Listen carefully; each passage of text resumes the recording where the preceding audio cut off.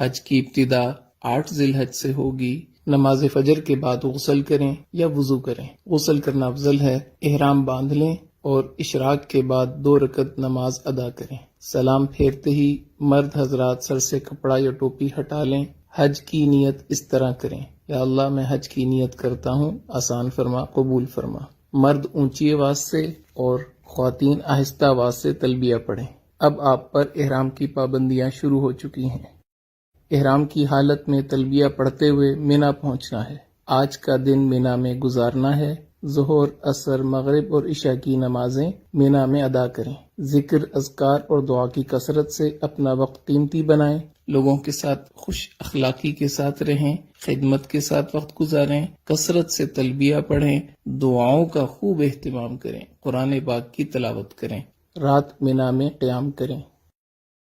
حج کا دوسرا دن 9 ذی الحج، آپ صبح اشراق کے بعد عرفات کی طرف سفر شروع کریں گے۔ عرفات میں پہنچ کر زوال کے بعد ظہر اور عصر کی نماز اگر امام کے ساتھ مسجد نمرہ میں پڑھی تو اکٹھی ادا کریں گے۔ اگر اپنے خیموں میں ہیں تو ظہر اپنے وقت میں، عصر اپنے وقت میں ادا کریں گے، اور درمیان میں آپ نے زوال کے بعد نماز کی ادائیگی کے بعد دعا مانگنی ہے۔ یہ ہے وقوف عرفہ، حج کا دوسرا فرض۔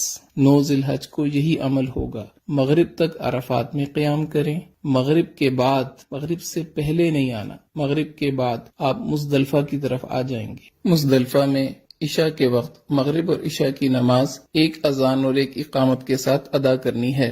اس کے بعد آپ 70 کنکریاں اکٹھی کر کے اپنے پاس رکھیں۔ اب آپ نے رات وہاں قیام کرنا ہے۔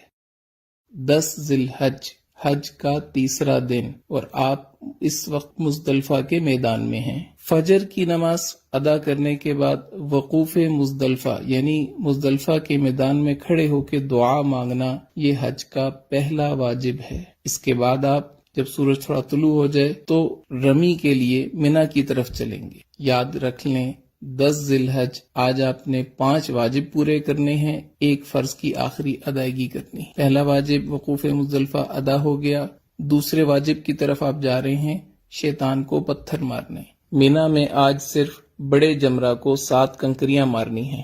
اس کے بعد آپ قربانی کا جانور ذبح کریں، یہ تیسرا واجب پورا ہو گیا۔ اس کے بعد آپ اپنے سر کے بال منڈوا لیں، یہ چوتھا واجب پورا ہو گیا۔ اب آپ احرام کھول سکتے ہیں اور عام لباس پہن سکتے ہیں۔ اس کے بعد آپ طواف زیارت کے لیے مکہ مکرمہ بیت اللہ کی طرف سفر شروع کریں۔ بیت اللہ پہنچ کر طواف کریں، یہ آپ کا طواف زیارت ہے۔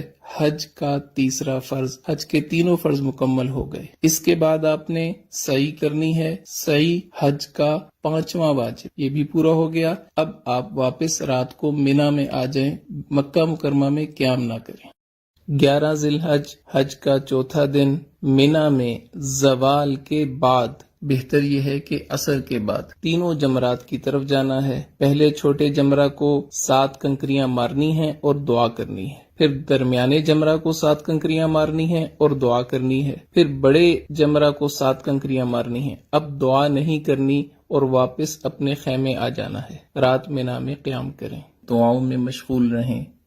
حج کا 5واں دن، 12 ذی الحج، مینا میں زوال کے بعد تینوں جمرات کی طرف جانا ہے۔ پہلے چھوٹے جمرہ کو 7 کنکریاں مارنی ہیں اور دعا کرنی ہے، پھر درمیانے جمرہ کو 7 کنکریاں مارنی ہیں اور دعا کرنی ہے، پھر بڑے جمرہ کو 7 کنکریاں مارنی ہیں اور دعا نہیں کرنی۔ اب آپ کے پاس اختیار ہے، اگر آپ رات مینا میں قیام کرنا چاہیں تو 13 کی رمی آپ کے ذمہ ہوگی۔ اگر آپ رات قیام نہیں کرتے، آپ واپس مکہ مکرمہ اپنی بلڈنگ میں آ سکتے ہیں۔ بہتر یہ ہے کہ اپنے خیمے میں آئیں اور 13 ذی الحج کی رمی زوال کے بعد تینوں جمرات کو پتھر مارنے کے بعد مکہ مکرمہ واپس آ جائیں۔ اب صرف ایک واجب رہ گیا، طواف وداع۔ وداع یعنی رخصت ہونے والا طواف، یہ حج کا 6واں واجب ہے۔ آپ کے سارے مناسک پورے ہو گئے، 3 فرض آپ نے پورے کیے، 6 واجب آپ نے پورے کیے، آپ کا حج مکمل ہو گیا۔